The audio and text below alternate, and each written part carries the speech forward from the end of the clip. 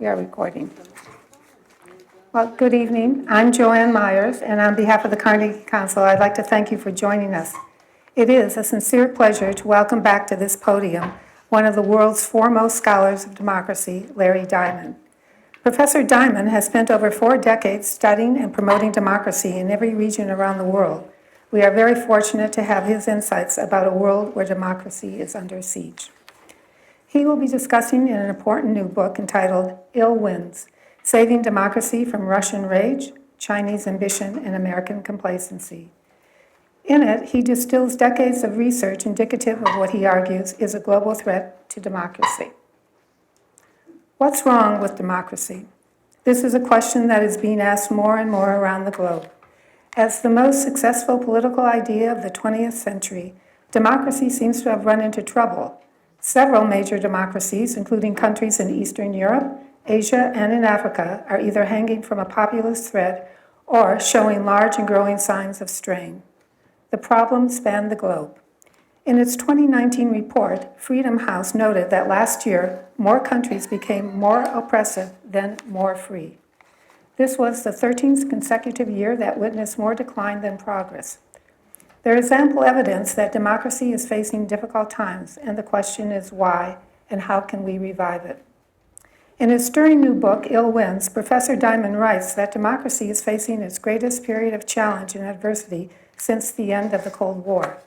In providing a sobering description of the origins and impact of the global insult from both domestic and foreign sources, our speaker addresses what can be done to revive democracy. He focuses on political reforms that will strengthen and safeguard this noble ideal. As he says, it is not a cry of despair, but a call to arms. Please join me in welcoming our very distinguished guest this evening, all the way from California, Larry Diamond. Thank you so much for joining us. Well, Joanne, thank you for welcoming me back, and I'd like to thank the Carnegie Council on Ethics and International Affairs.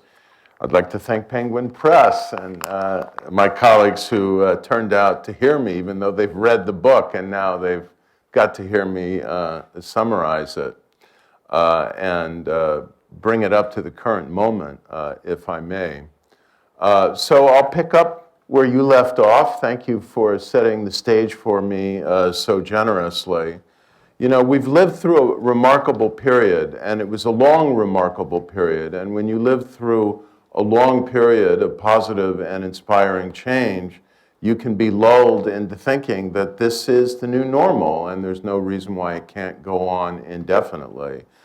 And when you're told that we've reached the end of history, and that there's been a triumph of democracy, and there is a triumphalist tone to it by our own leaders, it can lull one into a sense of complacency and what we call in the social science field kind of teleology, that this is all natural, kind of predestined, and irreversible.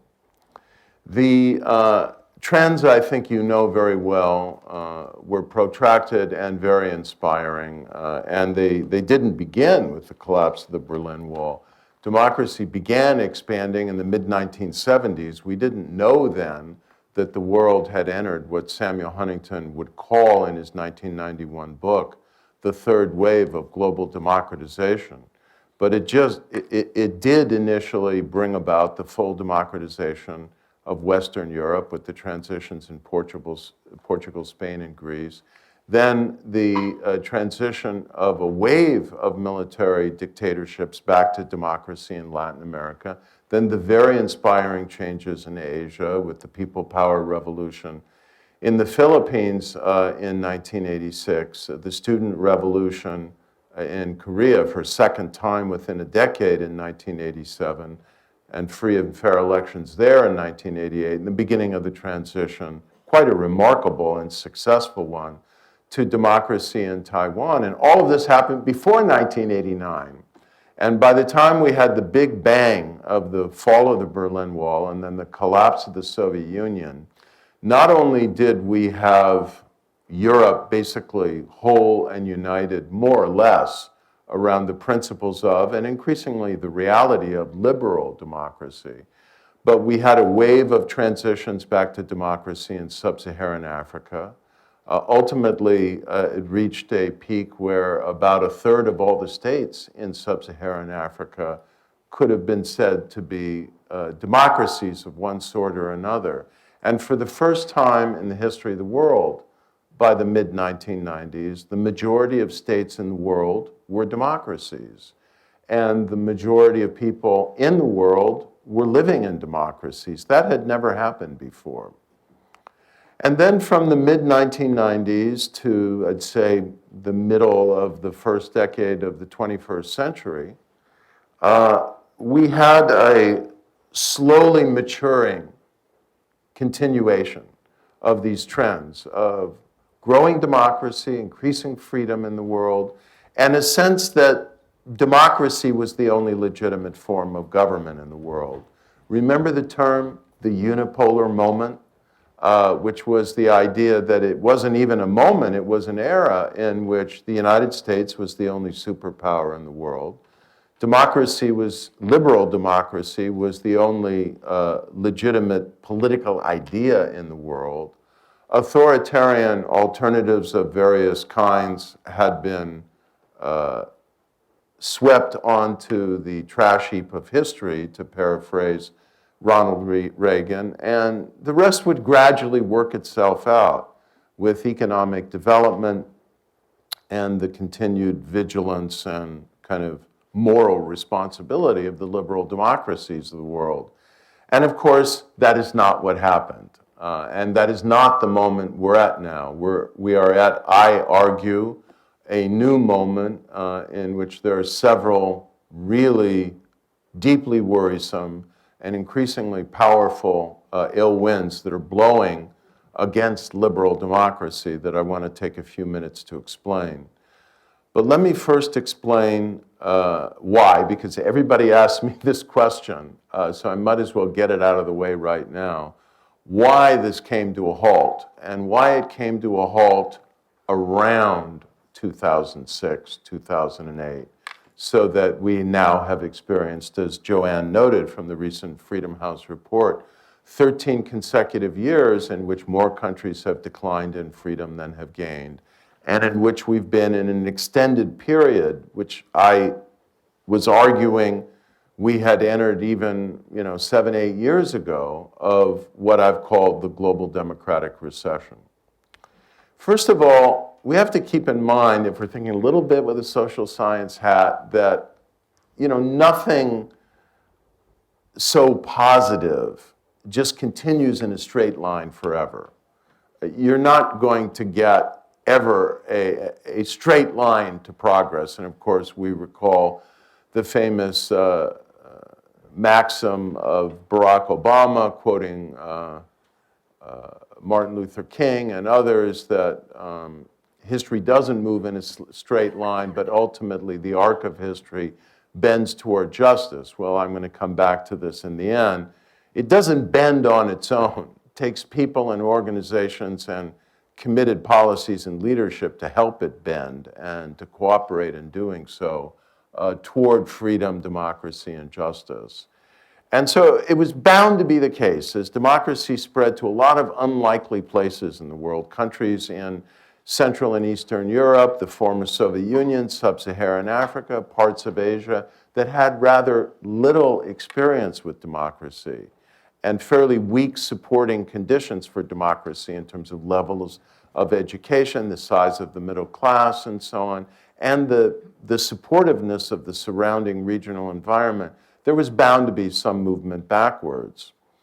Secondly, think about what had recently happened by the time we got to 2006, which was the last time I talked in this room about a powerful trend that was happening in the world and that led to a previous book called Squandered Victory. The invasion of Iraq was not just, I think, a calamitously bad mistake in American foreign policy, a war of choice that we shouldn't have fought, didn't need to fight, and had very punishing negative consequences for the United States in many respects that we could talk about if you want to. But it had a very particular, unfortunate effect in terms of global democratic change. When we did not find any weapons of mass destruction in Iraq, what was the Bush administration left with to legitimate this massive use of force and this awesome and protracted occupation of another country, except the kind of moralizing mission of, quote, promoting democracy? And of course, that didn't go very well as well. It wound up becoming mired in a civil war. And European publics, the American public, and the broader world began to associate the words democracy promotion with military invasion, the use of force, a kind of neo-imperial arrogance. And we are still recovering from this rhetorical and historical burden of labeling democracy promotion in that way and so deeply and profoundly associating it with military invasion and protracted occupation of one kind or another, to the point now where if you use language in a public opinion poll that mentions the words democracy promotion, you don't find much support for it. If you say, well, how do you feel about the United States lending financial support and technological support to partner with democratic organizations and actors around the world to help them defend their human rights and institutionalize democracy? If you put it that way, Americans are much more supportive of it. But the general kind of bumper sticker provokes powerful reaction. And then what happened 2 years later, really beginning a year later, the financial crisis, and really the near collapse of the American economy, and the taint that this generated for really the democratic capitalist model in general, from which, again, we still have not recovered.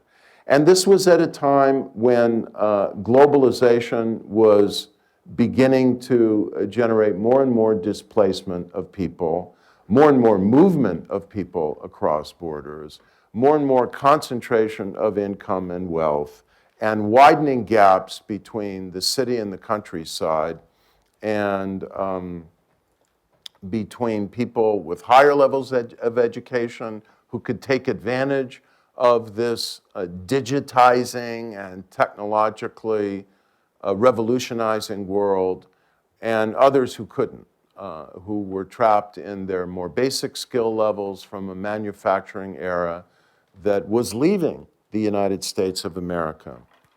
And so now we've arrived at an era in the United States, which most of you know, where instead of 70 or 80% of people 30 years of age or 25 or something like that being able to expect that they will live better than their parents, the percentage has declined to 50%. So it is against this backdrop that we have to try to ponder what's happening in the last few years.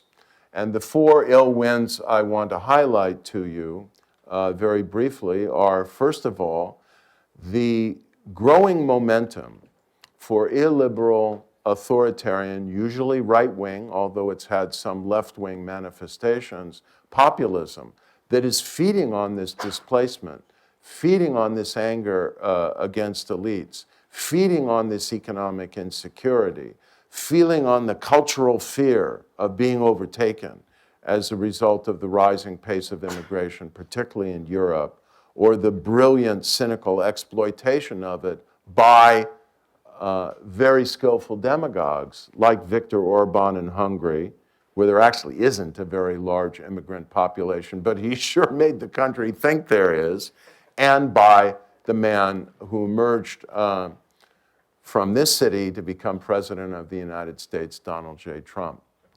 And this is a wave that's spreading around the world as one illiberal, aspiring or real, finally emerged autocrat studies the techniques, the rhetorical strategies of another, and replicates them either intuitively or very consciously.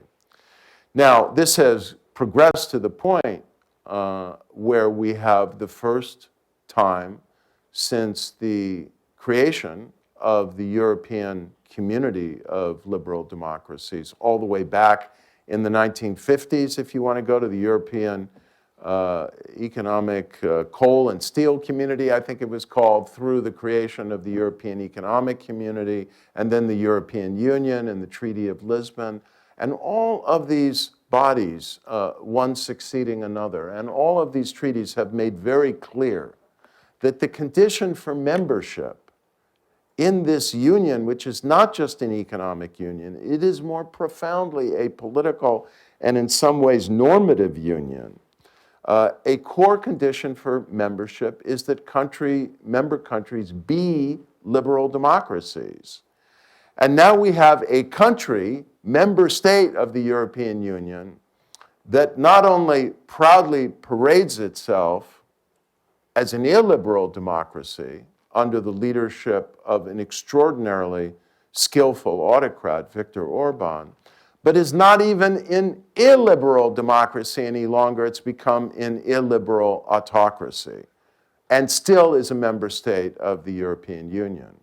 And now that you have Poland as a second country under the Law and Justice Party that is trying to follow this same model, and has gone very far in doing so, and the Czech Republic, kind of interested in this as well, using the specter of being overrun by Muslim immigrants to drive fear in people, using the polarization between urban, cosmopolitan, more tolerant, globalizing elites and people, maybe older people, maybe more based in the countryside, maybe more culturally and religiously conservative, who fear the cosmopolitan onset of difference in every form and displacement and the need for adaptation. And you've got several member states of the European Union now that, if they are still democracies, which Hungary is not, but the others I think we can say are of a similar ideological and normative inclination, and they are defending one another. And since you need consensus to censure and possibly sanction with the ultimate goal of denying voting rights for one of these member states, it's kind of now past a certain point of extreme difficulty, if not no return. Now, this doesn't mean that Europe is headed toward authoritarianism, but it does mean that illiberal models of governance, nativist, intolerant populism, and sympathy for authoritarian models going all the way to Vladimir Putin in Russia has been steadily gaining momentum in Europe, in the one of the two core areas historically for liberal democracy in the world, as recently as the gains that were made by the League in Italy and by the National Front in France and by Nigel Farage's Brexit party in Britain and other right-wing, illiberal, atavistic parties throughout Europe in the recent European parliamentary elections. And then you get other autocrats in the world who see what's going on and see the autocrats' playbook, what I call the autocrats' 12-step program, that's been used so skillfully, first by Vladimir Putin in Russia, then by Hugo Chavez in Venezuela, then by Erdogan, who has completely crushed press freedom, civil liberties, and almost every other kind of pluralism in Turkey.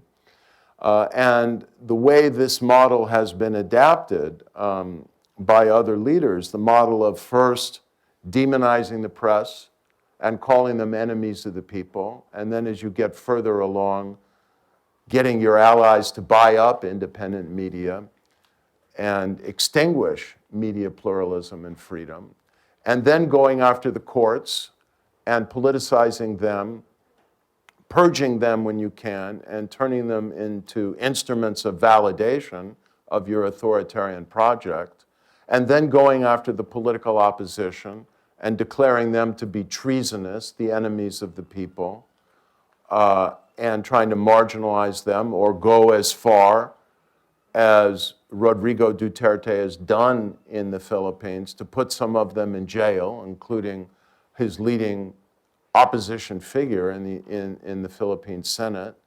And then you go after the bureaucracy and you purge them of the disloyal elements, the enemies of the people, and get rid of whatever traditions of professionalism and civil service norms that were in the bureaucracy, and turn it into a faithful reflection of the ruling party and ruler mission and political line. And then you carry that over into the intelligence agencies, because my God, if you've got this kind of project, you want to control, politicize, neuter, and reshape in your image the national police force, the domestic and international intelligence agency, and so on, and get rid of anyone who would use them as an independent instrument of objective defense of the national interest. And then you go after the military itself, as Erdogan did, to purge thousands of officers who were disloyal to him. Now, there was a real coup attempt there, extremely ill-considered and I think regrettable in my view, but nevertheless, it gave him an excuse to do this.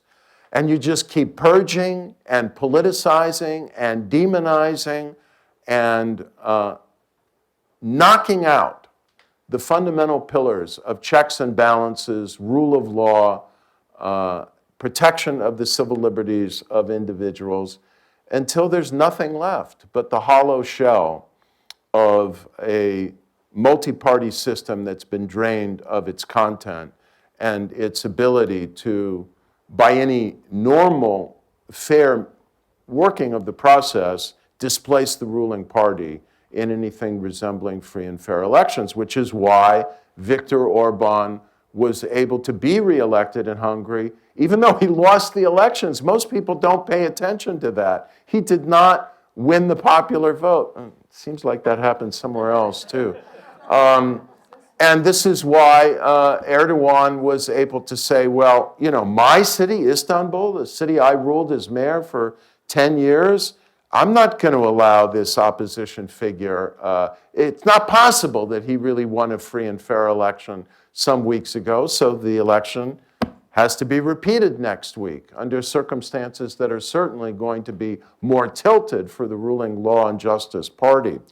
I can come back to that in the Q&A period, because I think there's a lot of hope in the Turkish situation now, and I think there are important lessons from the remarkable effort that is being mobilized by this leader, new leader of the opposition party and candidate for mayor of Istanbul, that other peoples and other societies that are trying to combat this ill wind can learn from. Anyway, authoritarian populism and projects of progressive incremental dismantling of democracy from within by elected officials are a major ill wind that we need to recognize, analyze, and mobilize against before it overtakes us. This is happening in an international context that is quite different than most of what we lived through in the post-Cold War world, and that we assumed would naturally continue for at least decades to come in the post-Cold War world. And that is an international context where the unipolar moment is long since gone.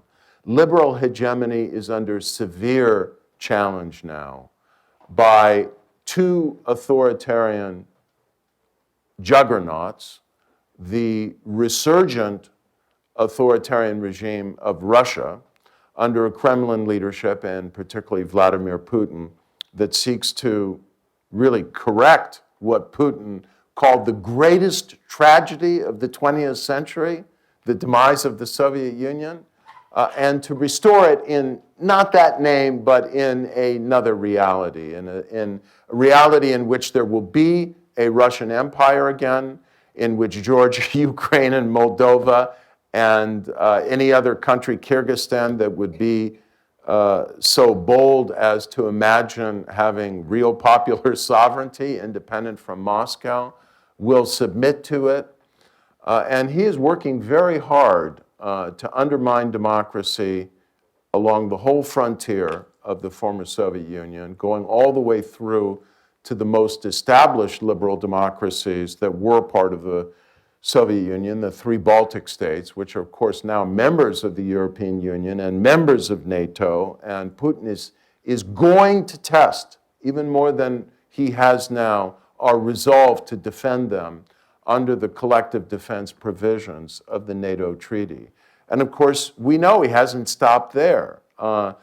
I say in this book, I will be glad to have the argument with anyone who wants to challenge me, that were it not for the Russian digital intervention in the American election, in all of its breathtakingly clever, imaginative, deceitful, and cynical ways in 2015 and particularly 2016, and its hacking of the files of the Democratic candidate and her campaign, and the strategic release of them, and so on and so forth, and the very skillful manipulation of public opinion throughout the final months of the campaign in particular, Hillary Clinton would have won. And it is also true that if James Comey hadn't made the announcement he made in the run-up to the general election, Hillary Clinton would have won. And it's also true, if she'd been a better candidate with a better campaign, she would have won. These things can all be true. But the fact that the first thing I said is true is a very humbling and deeply troubling reflection on our vulnerability as a democracy that, frankly, many people who work for Hillary Clinton can't take on board because it is just so massively unsettling. This is not only going to happen again, it has been happening again as recently as the European Union elections last month, where the European Union just delivered a very detailed report on what the Kremlin did in a number of different European countries in multiple different languages to intrude on their social media, manipulate their fears and divisions, and try and aid all their right-wing, illiberal, populist friends. And this doesn't begin to comprehend the vulnerability, the most frightening vulnerability to my mind that we are looking at in 2020. And I think one of the most significant reasons why there's a very good chance that Donald Trump will be, quote, reelected. And that is our electoral infrastructure of registering voters and holding elections and protecting the vote is vulnerable to foreign manipulation. We know that the Russians were in the voter registration databases of 20 states in 2016. They didn't do anything, we believe, the FBI believes, or has no evidence that they did, but they could have. What if they do that in 2020 and people go to the polls on election day or in the days before, if there's early voting, and find that their names aren't there? And honest, well-meaning voter registration or voter administration workers say, sorry, something happened, you're not registered to vote. This happens on a large scale. There could be chaos in the United States of America, and chaos, maybe even more than the re-election of Donald Trump, is exactly what Vladimir Putin wants. So there is an overriding existential imperative now for the future of American democracy, which senators like Mark Warner and many members of Congress are increasingly writing about and advocating about and introducing legislation to try and be vigilant about, to address this and really get serious about hardening and modernizing our electoral administration before it's too late.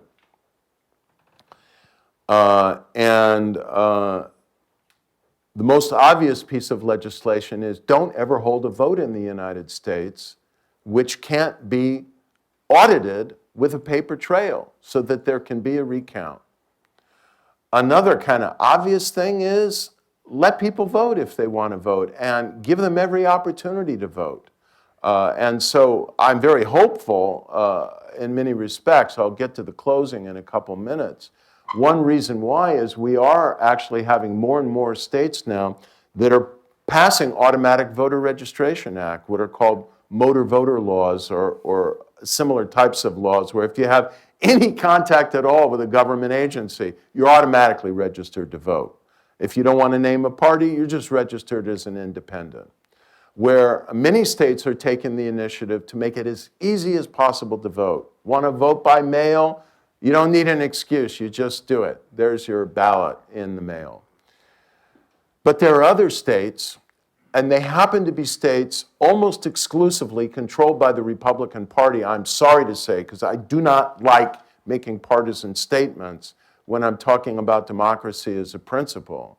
It's just simply an empirical fact that virtually all of the efforts to make it harder to vote, to suppress the vote, and to suppress the vote with racial precision and intention are being promulgated by one political party, which obviously sees it to its advantage to make it more difficult for certain types of people in the United States, from certain racial groups and from certain socioeconomic origins to have greater difficulty in voting. This is not the way to win elections. It's not a winning bet on the future in the United States of America, which is becoming a more pluralistic nation in a variety of ways. So in any case, we need much greater vigilance and determination to protect our electoral infrastructure and move it forward, not backwards. Now let me come to China, which in the near term is probably not as serious a threat to the future of democracy in the United States, and therefore I would say in the world, as Russia, as we look to 2020, but in the long run is far and away the most important international challenge we face. China is not a rising superpower. It is a risen superpower. It is, and that is the most dramatic way in which, frankly, sorry friends, the unipolar moment is over. We're back to 2.5 superpowers in the world, with Russia kind of half restored. China has not tried to intervene in an American election the way Russia did, although it has done so in Taiwan and will do so again in Taiwan's presidential election in January of next year. But as I talk about in this book, and as Orville Schell and I and a community of other China scholars mainly have tried to do in a recent report, it is intervening in a far more sophisticated and diverse array of ways to penetrate universities, think tanks, media, certainly in Australia, the political process, and the whole process of policy and dialogue to try and shape the narrative about China in its image and get favorable policies in return. And this is, I think, a very significant threat to the integrity of democracies. Probably more weaker democracies, smaller democracies, or in the case of Australia and New Zealand, more proximate democracies than the United States, but we can't take anything for granted. If it's only that Chinese students on American universities don't have the freedom of research and inquiry and speech that other students in the United States do, which they don't, that's troubling enough. The fact that many China scholars in the United States, probably most of them, feel the need to censor themselves in order to get a visa to go back to China, the fact that the Chinese language media in the United States are virtually all now singing the policy and interpretive global tune of the Beijing propaganda apparatus because Chinese Communist Party affiliated businesses or sympathetic businessmen have bought up or started all these Chinese language newspapers.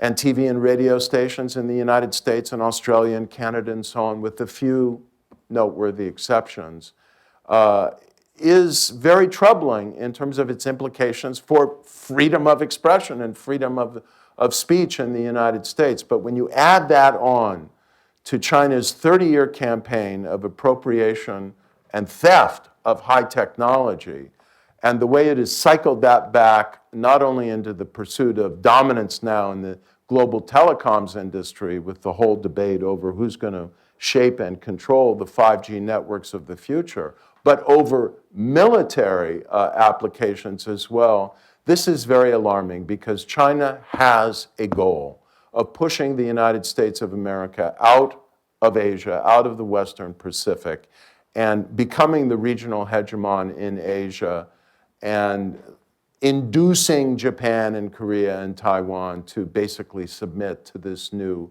neo-imperial reality. And this will not be a democratic Pax Sinica, I can promise you. And if we allow that to happen, I don't think it will end there, but that will be bad enough. And so we're facing, I think, in the long run, a very serious existential threat from the rise to superpower status of a communist Chinese party state that is not playing by any rules at all, really, certainly not a global rule of law, and that is intervening in much more sophisticated and multifold ways to undermine democracy. And then this comes back to the fourth ill wind that I've already alluded to, which is the deterioration of democracy in the United States. I will not continue in what could be interpreted, I think would be misinterpreted, but could be interpreted as a partisan vein by rehearsing all the other criticisms I have of Donald Trump and his lack of respect for the truth, for the courts, for opposition, for the media, for basic democratic principles. But the fact that his party has with so few exceptions, signed on to this or tolerated this, and that the norms of democracy have so visibly eroded in recent years that a presidential candidate could stand before a large audience and say, you know, if someone shouts an opposing slogan, do what we used to do, beat him up, you know, give him a black eye. And this call to violence, or sometimes subtle, sometimes not the least bit subtle, tolerance or legitimation of violence is degrading our political culture and I think pushing us in a further very, very dangerous, polarizing direction. Let me conclude by saying this. There are multiple reasons why I am hopeful. I want to cite two, and why I think we are at a hinge point in history that could swing back to a reaffirmation and re-energizing of democratic momentum in the world. One is, I think the Chinese regime, and Putin as well, have just simply grossly overreached. And more people, not only in the United States, but we're seeing now in Europe and certainly in Asia, recognize this and are rallying together to try and, there's no other word for it, contain their projection of sharp and hard, even military power, and defend democratic principles and norms. And I want to tell you, I think you know how I feel about the incumbent in the White House now, so this isn't an effort to legitimate him. I spent a lot of time in Asia last summer. Donald Trump is very popular in Asia. He's very popular in India. He's very popular in Taiwan. He's very popular in parts of Hong Kong. He's very popular in Japan because these countries are really scared of the rising Chinese hegemon, and they see Donald Trump as the first American president pushing back against that. Europe was very much in the other direction until very recently, and now they're waking up to the threat they face as a result of this diverse forms of political and social penetration, the rising coercion and pressure, the Chinese regime buying up ports and strategic assets all over Europe and compromising their security. And they're beginning to rally to a more alert posture as well. Secondly, I think Russia and China and all these authoritarian regimes have massive vulnerabilities. And one vulnerability they share without exception, Turkey, Russia, China, Venezuela, you name it, Hungary, quite notably, is they are breathtakingly, relentlessly corrupt. And as the corruption gets exposed, and it has been exposed to much of the population, even in China, certainly in Russia, and so on, it is undermining their legitimacy. Why do you think Xi Jinping is so nervous and Putin is so nervous that they can't allow any opposition expressions on the internet? And can you imagine what Xi must be doing now, freaking out about 2 million people in the streets of Hong Kong? They're not secure. They're not self-confident deep down. They're constantly worried about their legitimacy. And there are things we can do by fighting and exposing their corruption and the dirty flows of money washing onto our shares through the channels that are permitted by anonymous real estate purchases and banking transactions and asset purchases of various kinds that can push back against this.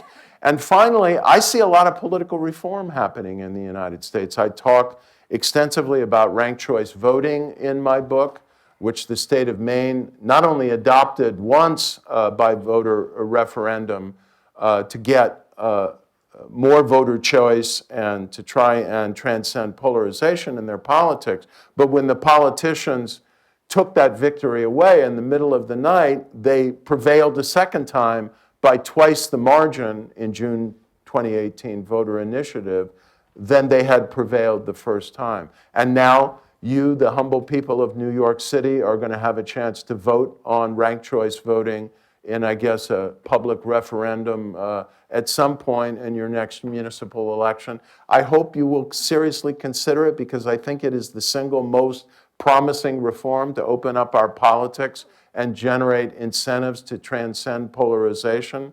We've got states that are passing voter initiatives to implement some form of public support for campaign vouchers or other public funding of campaigns.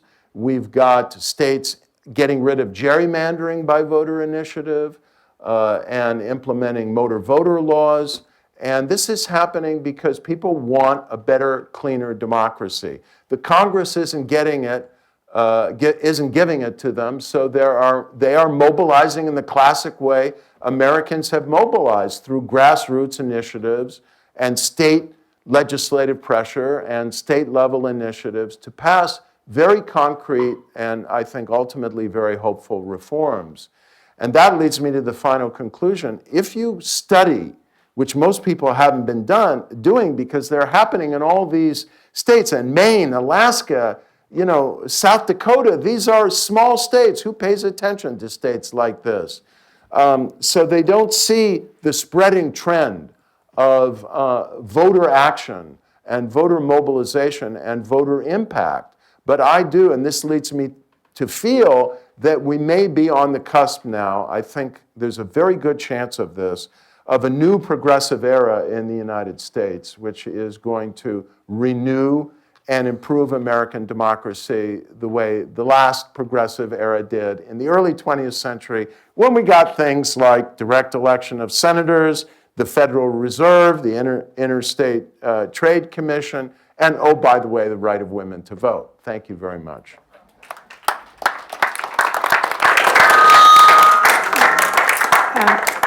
That was very sobering. Thank you for that, because it was a very clear picture, but a little bit depressing. But I have a question. While everybody's moving to the microphone, you mentioned a 1975 report from the Trilateral Commission where they mentioned that there's an overload of demands on government and maybe an excess of democracy. Do you think we have an excess of democracy that's led to this particular state?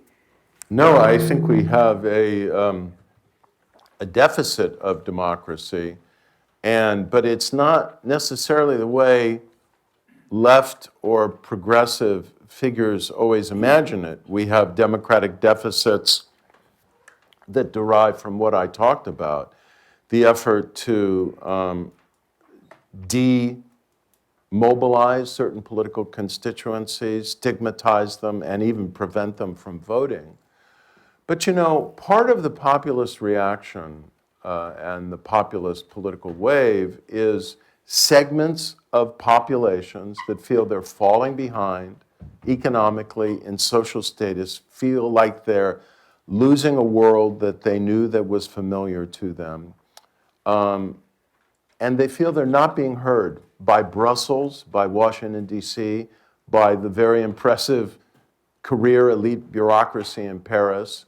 And so there is a kind of democratic rebellion. And without validating everything they're advocating, I do think that there's been a democratic deficit there as well.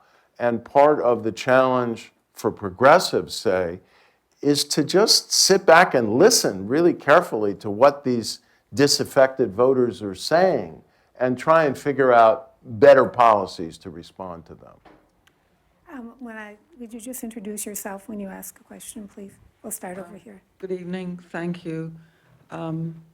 Your name, Depressing, concerning, right, my name is Linda Sennett. Depressing, concerning, very informative, fascinating, thank you.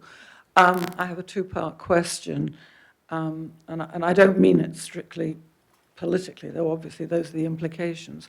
What do you think is going on between Donald Trump and Vladimir Putin, and completely separately, but obviously allied, what's going on with the Republicans?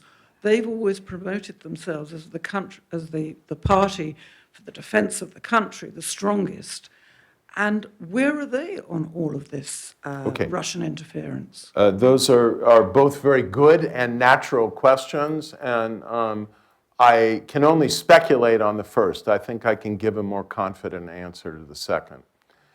I think one thing that is going on between Vladimir Putin and Donald Trump is a mutual admiration society. I think at a minimum there is that.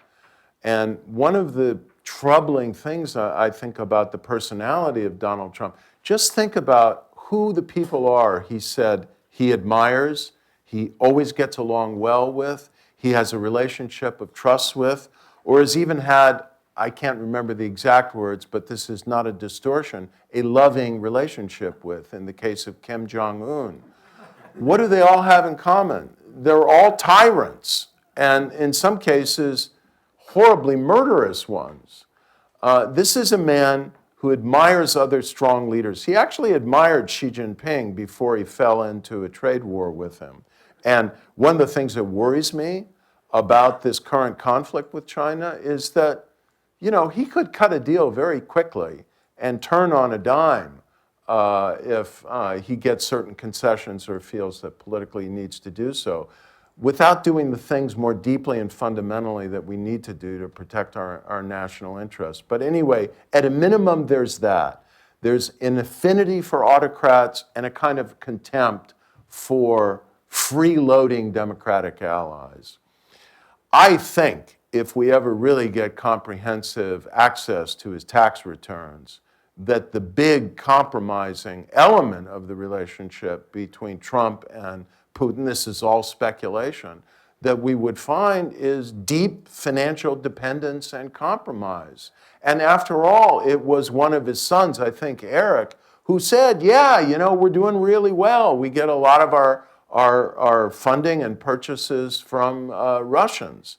And the fact that first of all, the fact that President Trump has not completely divested himself of all his assets, all of his real estate, hotels, and things like this, that businessmen and favor seekers in terms of policies can walk into the Trump Hotel down the street from the White House or buy a condo in Mar-a-Lago and curry favor with the president, and you think that's not getting back to the president in one way or another, who's staying in his hotel, who's buying his property. So, and the same goes, of course, for his son-in-law, Jared Kushner, has recently been reported in the New York Times. So I think that is the probably more serious element of compromise, and all this fluff and speculation about possible videos showing compromising things, I don't think is an important element, even if it exists. In terms of the Republican Party, I think that Trump has struck fear and opportunism in the Republican Party.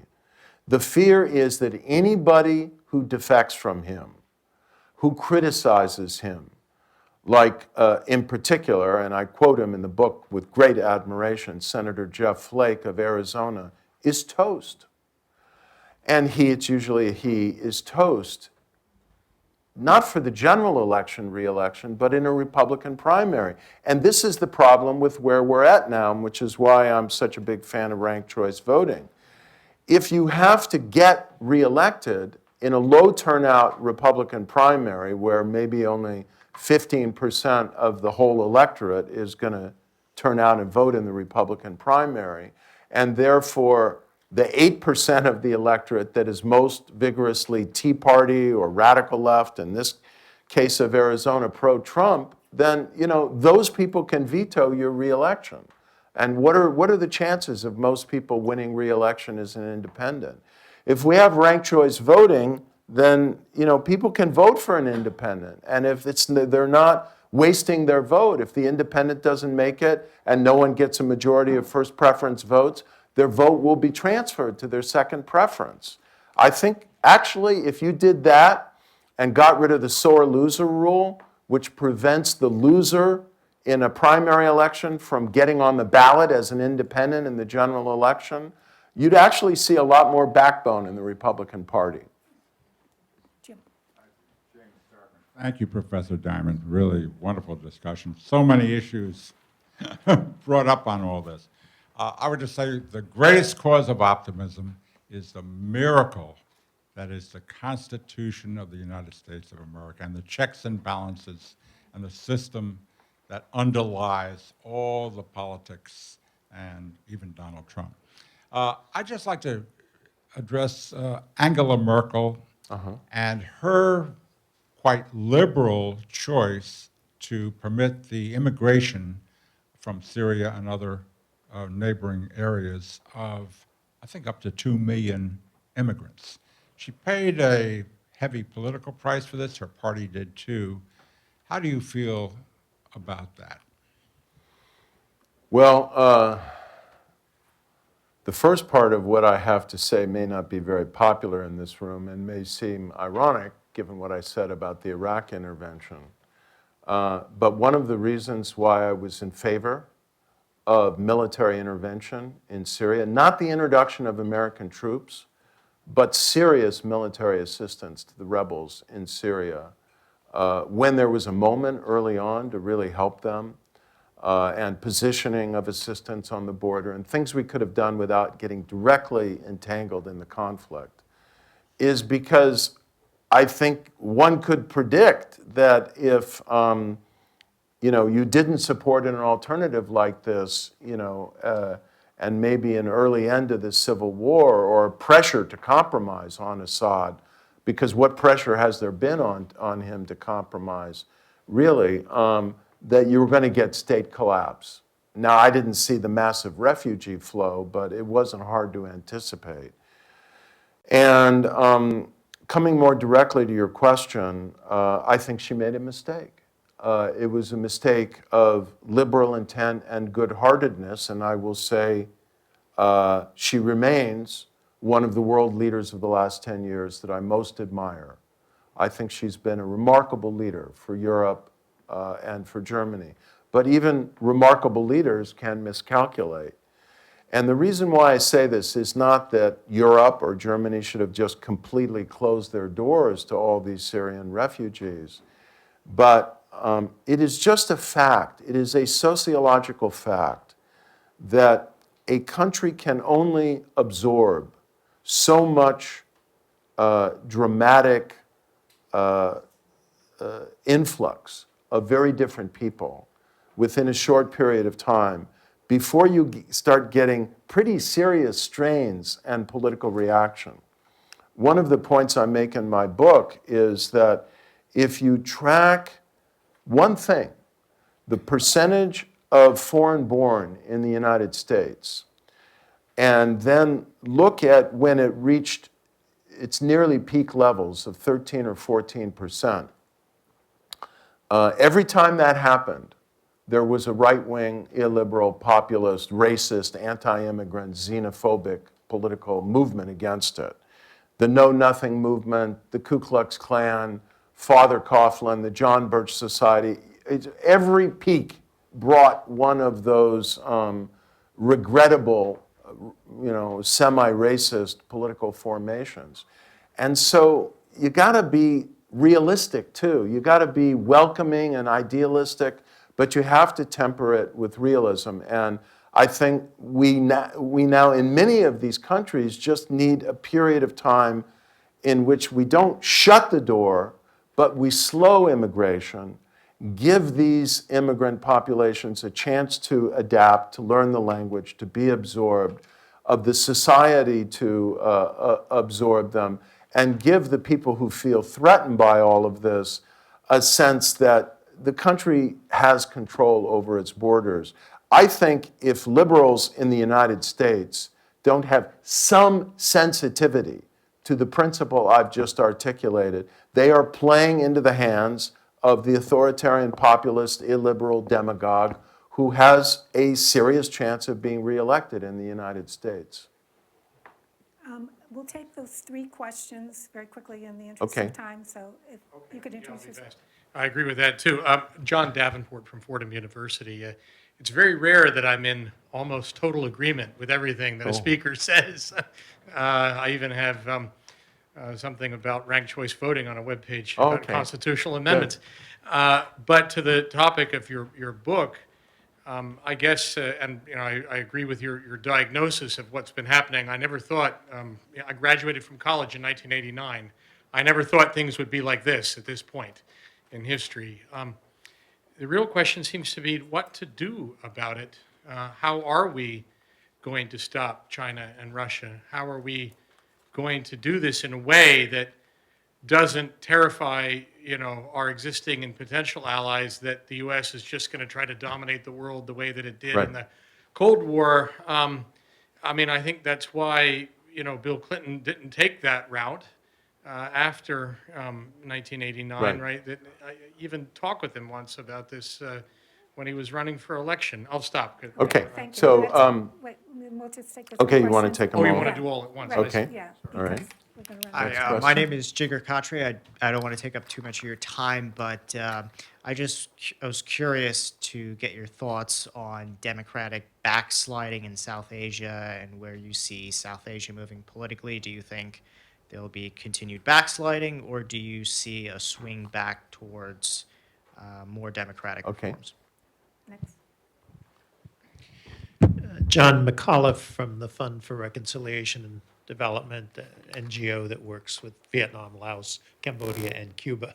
I wanted to throw 2 examples. I think the Bush examples are easy to deal with, but in the Obama administration, we have Honduras, which, thanks to Secretary Clinton, we were happy to see a democratic government overthrown, and we have Libya, where we directly intervened, ostensibly to bring democracy, and have brought far worse. I think part of the complication of looking at internal democracies is there's also external democracy. And And the the question is? equality between countries, the sovereignty of countries is also very important. The fear. Right. Right. I And do the understand Yeah. what you're asking. I mean, where we're going, for instance, if you propose the policy being followed towards Venezuela, essentially it is the Russians and the Chinese that gain, ostensibly Right. because Okay, we want to create Let democracy. me deal with that one first, since it's now fresh in my mind. Of course, this is why I think we have to use peaceful means and means of cooperation and solidarity and means that are transparent to assist democratic movements and actors around the world. In the case of Venezuela, which is now a humanitarian as well as political tragedy, there are a lot of OAS partners who are equally concerned about this. The problem is China and Russia have been intervening financially and geopolitically to shore up the regime. And the regime has, whenever it has a source of autonomous natural resource wealth, that can sustain a very, very rotten regime, at least for a period of time. The general principle that we should not use military force to impose democracy the way we tried to do in Iraq, or our own vision of what's the right kind of regime, I agree with. I favor, as I just said, using transparent means, but I do favor active means. And increasingly, Europe has been very proactive in trying to support democratic development by these peaceful means around the world as well. I think the Honduras situation, if you're referring to the democratically elected president who was paraded out in his pajamas and deported from the country, is regrettable, but it's a little bit more complicated, I think, than what you portrayed. He was not exactly the most democratic actor in the world. I favor dealing with actors who are kind of violating democratic norms by domestic mobilization to challenge them, and not by coercion or by the military coup that General al-Sisi promulgated in Egypt almost now 6 years ago. So I accept most of what you said. On South Asia, I'm really, where's the questioner? Yeah, I'm really worried. Of course, there are not that many countries in South Asia, right? I think, Pakistan is a military-dominated electoral kind of semi-democracy. If you can tell me how to get the military out of politics in Pakistan, I'll tell you how Pakistan can become a democracy. Bangladesh is a country that is incredibly polarized for reasons I still can't figure out. It's two political parties that are fighting to the death over power, basically. But there doesn't seem to be a near-term prospect of full restoration of democracy. Nepal, I think, has got a chance. And there's a lot of desire for democracy among the Nepalese people. But the big giant, of course, in South Asia is India. India is still a democracy, but Narendra Modi is a deeply illiberal figure. And now that he's been reelected with an even bigger majority for his own party, he feels the wind at his back. And it's the wind at a moment globally, as I've said, where kind of the authoritarian populist gusts are blowing. And he's infusing it with religion and Hindu chauvinism and a really, I'd say much more deeply authoritarian set of political shock troops in the RSS. So I think it's really going to be important for other democracies to keep saying to Prime Minister Modi and to the government of India, we care about democracy in India, and it's important that India's image in the world and to stand behind people who are taking risks to defend freedom of the press and civic pluralism. Finally, what can we do about China and Russia and the whole mess that I was articulating? Well, I've got -3 minutes to summarize the second half of the book. I will just say that I've mentioned one thing, which is pushing back against the corrupt, kleptocratic flows of money in the world. The most important thing is I think we have to fight for our values and ideas and ideals, which are not Western values. They are universal values. They are embedded in the Universal Declaration of Human Rights and the International Covenant on Civil and Political Rights, and in so many regional instruments that have been accorded, I'd say, at least semi-legal status over the decades. And we abandoned that effort. Where's the questioner for that question? We abandoned that effort when we, going back to the 1990s, shut down the U.S. Information Agency under pressure from Jesse Helms. We kind of thought, well, we don't need that anymore. The Cold War is over. And we do need that now. And we need it for a digital age where there is a hunger for democratic understanding, democratic information, open societies, checks and balances, and the rule of law in defense of liberal values. Hunger for knowledge about how to do it, hunger for solidarity and how to defend it. And if you don't believe me, ask 2 million people in the streets of Hong Kong now. Thank you very much. You use value as a noun, but I like to use it as a verb to say how Okay. much I value Oh, your thank you so presentation much, this evening. Joanne. It I was really appreciate the wonderful. I think opportunity it was to a lot be here. think about. Professor Diamond, I'm a former USIA officer. Oh, Thank you for oh, what you thank said. you very much for your service.